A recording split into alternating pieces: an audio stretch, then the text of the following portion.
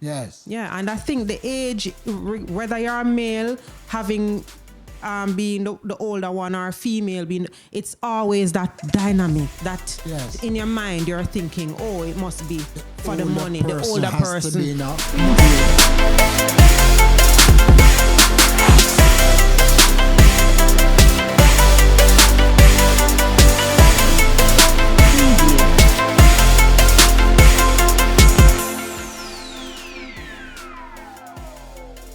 Welcome to the New Foundation Christian Ministries B1 Marriage Ministry video podcast. I am your host, Donald McFarlane, and with me is Natalie Irving Mattox. very well.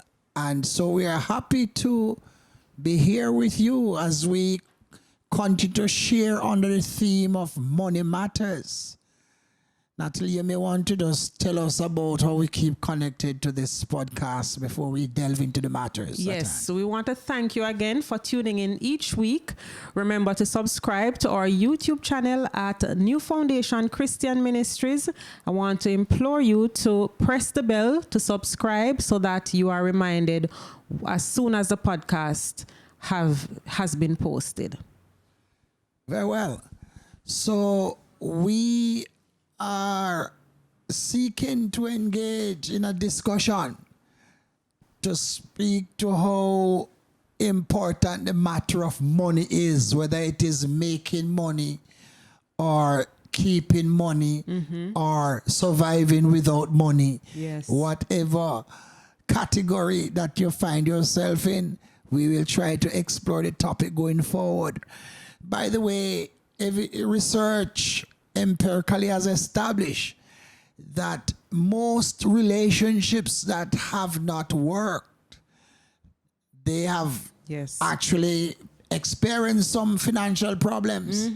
We're reading up some 85% of marriages that fail has something to do with the lack of, shall I say, financial management. Yes, Natalie. that's right. That's right. So money plays a very important role. Yes, it breaks or make the marriage. Yes. There you go. It's a beautiful way of saying, of putting it.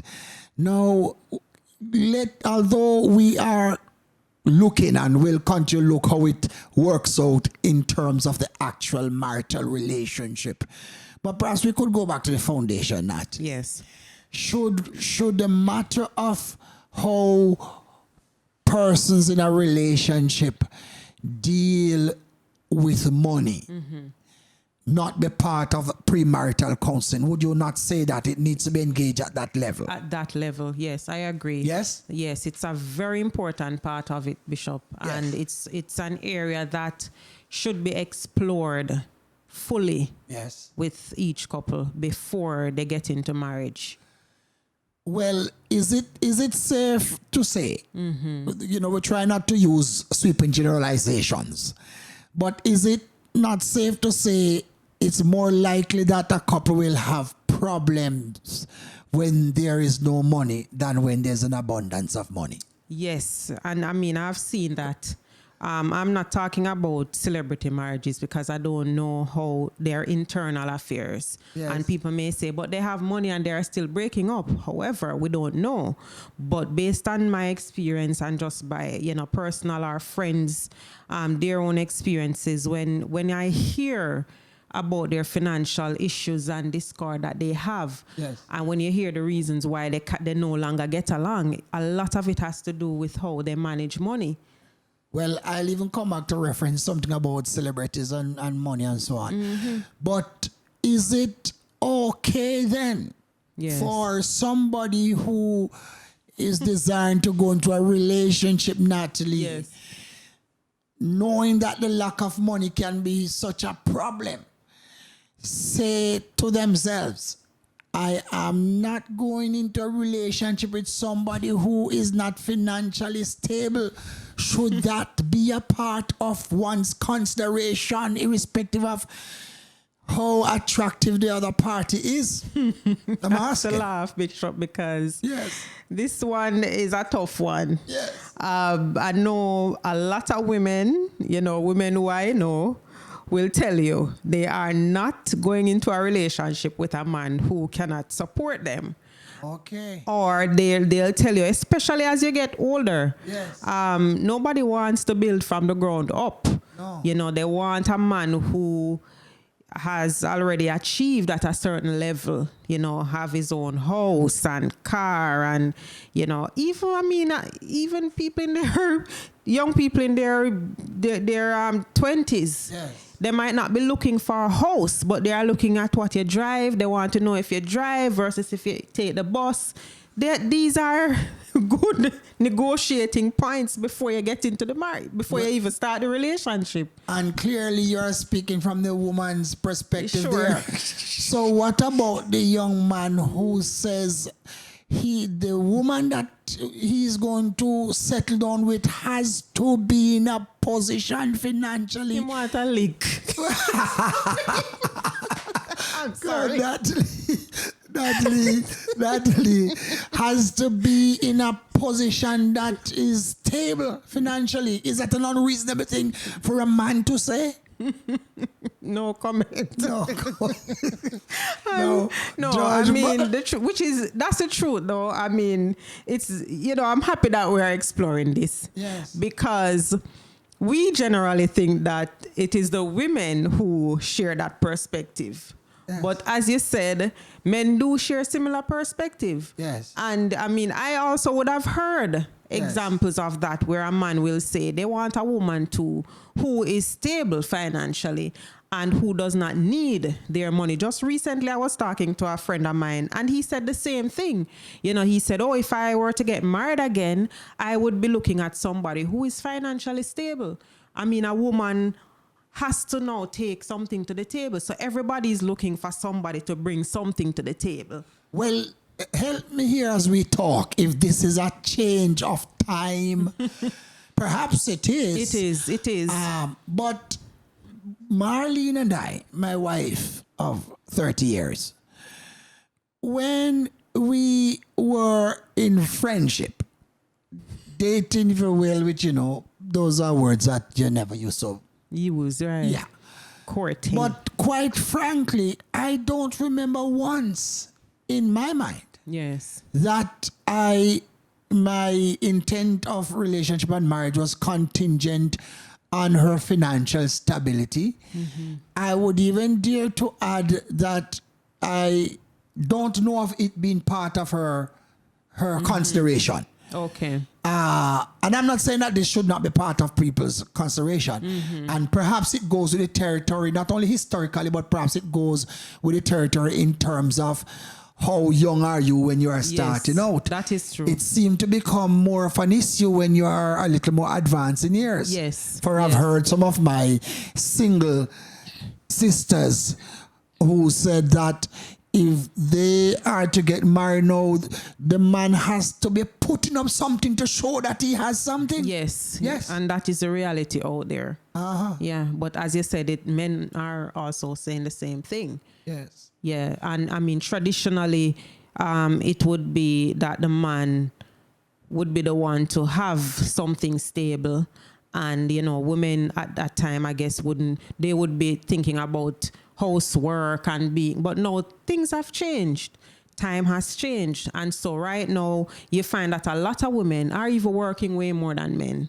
And so the dynamics in the relationship has changed. And that's what I would want us to look at also as we proceed. Yes. You know, the whole power play as it relates to money and so on. What it's worth, let me just reference in our conversation, because I was reading casually just a couple of days ago, and what was being featured is really the gap.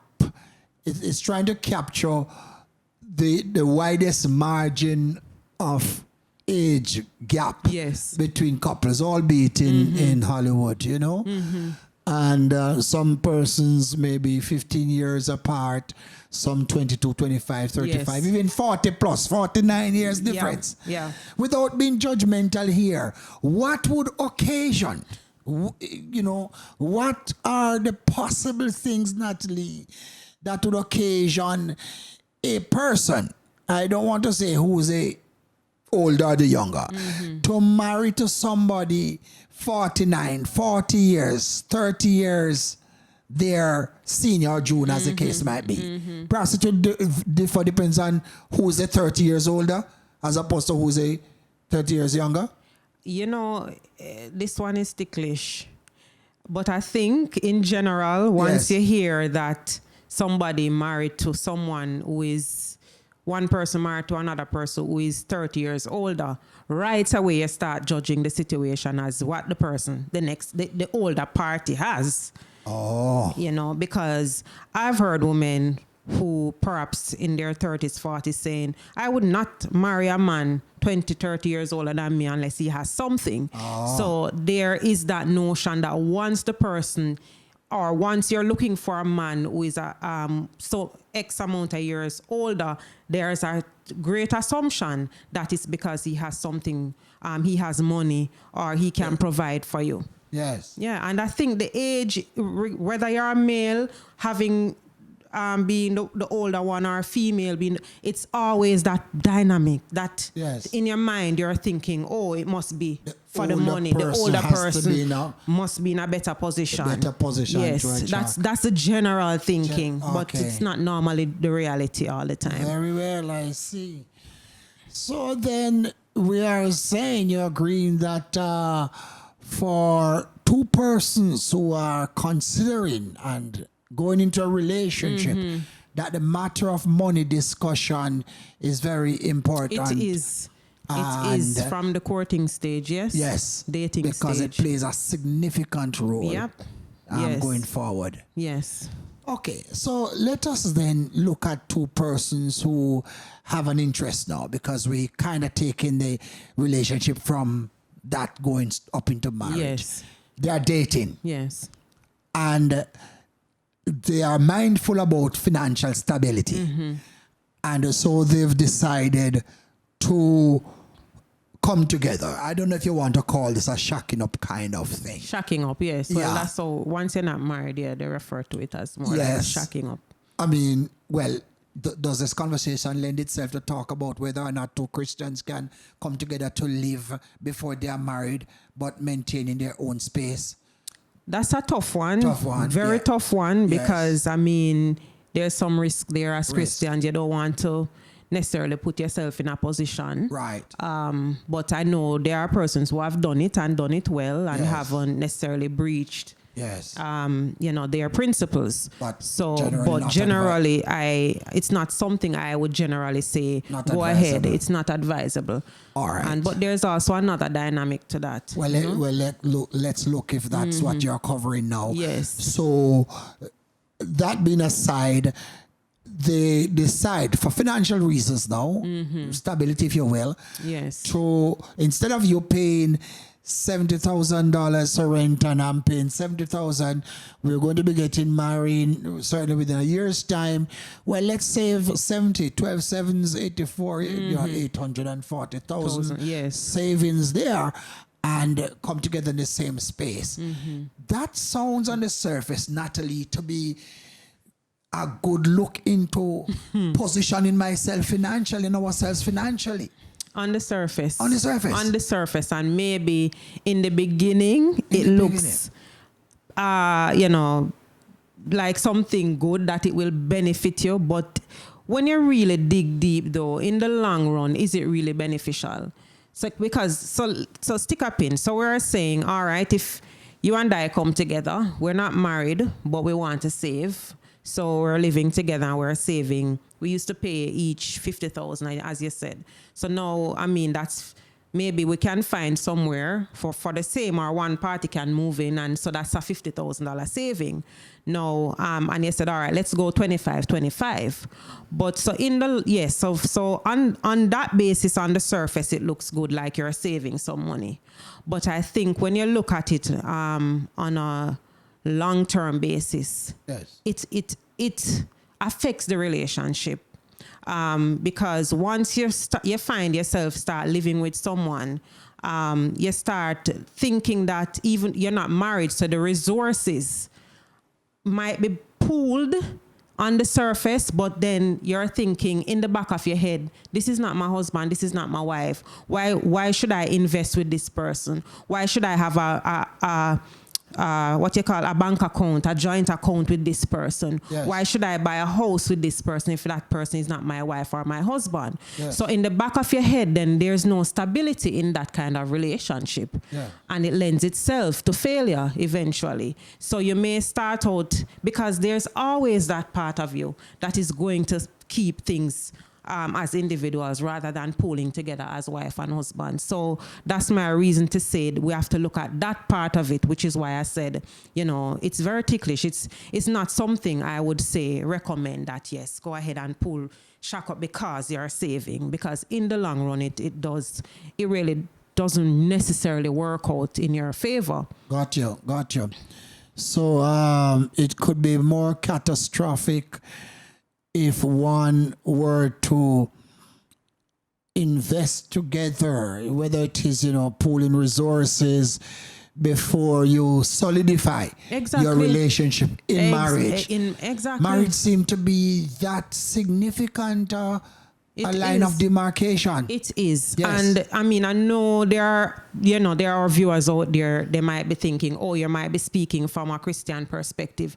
But whether you're a Christian or not, I mean, if we be honest with ourselves, Bishop, we know, especially as a woman, we feel more secure in a marital union to invest with somebody. If I'm not married to you, I wouldn't want to take that risk because I know that once we separate, then I do not have a strong ground of negotiation about what I should get versus what the other party should get. I know that there are legalities and you can maybe solidify that by getting papers. But who is doing that? Nobody is going to say, all right, let us invest in this together and have papers.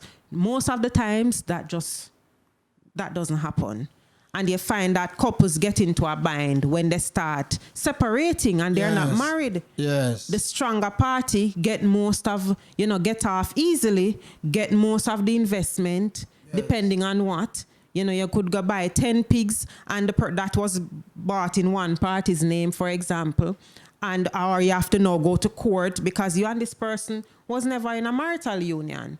So I think that is something that can be catastrophic, as you say, and I agree. Well, let us clinch that particular point by saying then it is highly risky to invest together prior to marriage, since the outcome is not guaranteed. Yes, that's what I'm saying. And because security is needed for women even more so, it is wise to allow the process to work out itself. I agree. I agree. Needless to say that my stories are always kind of different.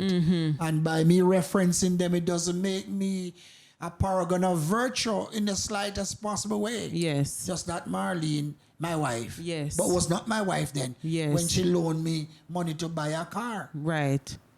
And that could be a risk she was taking. It could be a risk. Great because but it was a reward. It was right. So you see what I mean when I say there is no clear cut. Yes. By the way, it was $23,000 for the car. A long time, Bishop. That's a long time. But I'm sure $23,000 was significant. Yes. So that woman must have really loved you, really trusted you, and really wanted a relationship and a marriage. Yes. So if you had never, God help us. God help us.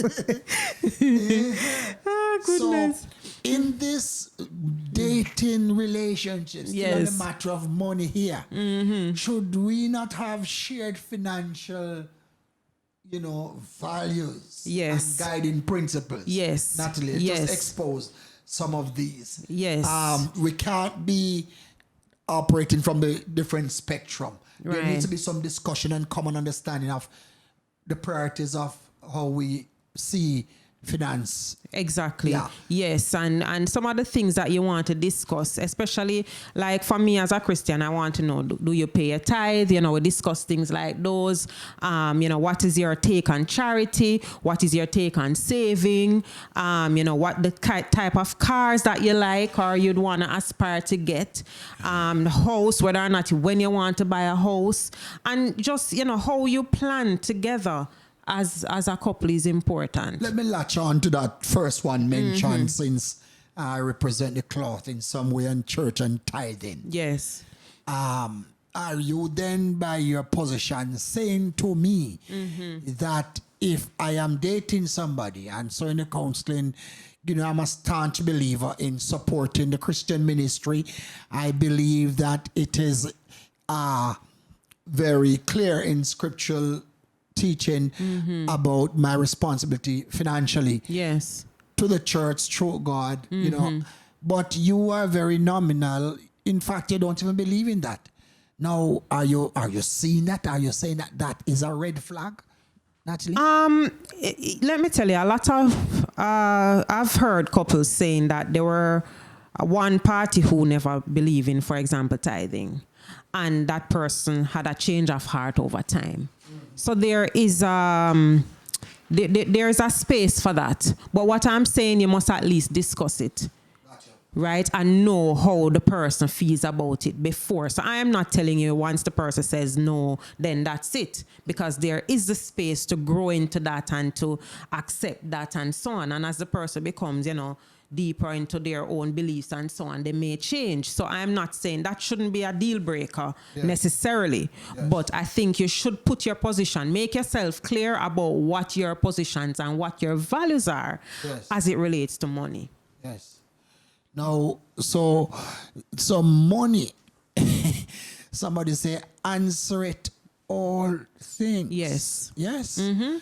And since we come from you know, sometimes we might see a conservative background. Yes. You know, Natalie, in growing up, and to my audience, to my own embarrassment, I was not socialized to understand the importance and value of money. Yeah. In fact, sometimes the very theology and the liturgy of what we embrace in the church. Can't forget song like "So Send I You to Labor," unrewarded. That great missionary song there. Yes. Because, you know, it's a call to the ministry and you have to go out without that. And preachings that talk about filthy lucre. Yeah. And references made as if money was the most dreadful thing. He's a that prop, you could think and plan about. Yes, and if you see somebody who have money to, you actually judge them. Them are not Christian. And where did that person get their money? Yeah. And just to broaden, perhaps a little sidetrack in here, sometimes even in the context of a church, some pastors don't know how to, and church leaders, how to deal with people with money because they feel they have power and influence and can shift. Yes. But yet when those people leave the church is poor and cannot even cater a meal for the less fortunate. Yeah. But then I went off on church. No, but I agree with you though. There needs to be a little bit of a balance and pay attention. And we need to pay attention to that because I find that is something that we do as Christians, as churchgoers. Once we see somebody who we think have certain resources, you know, we feel intimidated by it, and rather than accepting and seeing, you know, how looking at the person, we start looking at what they have and what they do and the power and the influence. And sometimes too, that can be so... It can distort even your view of the person because we become so judgmental. We start wanting to know how they make the money because we just don't have it. Right. And as the church preaches what you just said, you know, we tend to want to be against money even though we know the importance of it, you know. But anyway, as you said, we're straying. We want to get back to the couples here. Come back into the relationship now. We are saying money is important in the relationship. It is. And it's not going to fall from the sky. It is not going to fall from the sky. And so it may come initially in a limited way. And we have to know how to talk about it. Yes. And how to spend it and how to save it. Yes, that's right. So that we can grow. That's right. Because in the absence of money, Natalie, in the marriage. Problem. And the women them know what I'm talking about. The women know right, that more than the ladies? men. Men them know it because them have the problem bigger than our problem. Yes. Yes, man. I've heard even somebody I know, Bishop, who have said, even though he's married for 20 odd years, it's like if he does not have money to bring home, even though his wife is in a decent job, his problem. He has to be the provider. Listen, still. he has to still be seen as the provider, even though she's in a decent job. And he said something to me. I was so shocked when he said, it's like foreplay. That's how much some women value money. Money is important. Yeah. So I'm not saying we should go there. I'm just showing you some of the issues and problems that not having the money can cause serious problem. We will have to continue on this one to speak about money matters. That's right. The importance of having money in the relationship. Yes. And knowing how to keep it. That's right. How to make it even. Yes. So we will have to hold it right here until the next episode. We are going to delve into some deeper matters as it relates to this money issue. Yes. I am your host, Donald McFarlane. And I'm Natalie Irving Mattox. I want to thank our sponsor again, Mark Mattox Health and Fitness. Want to thank our producer, George Malcolm Walker. I'm just imploring you again to subscribe to our YouTube channel at New Foundation Christian Ministries and on Facebook at New Foundation Christian Ministries, and like us on Instagram at NFCM Official. Thank you so much. See you next time. Remember, money matters.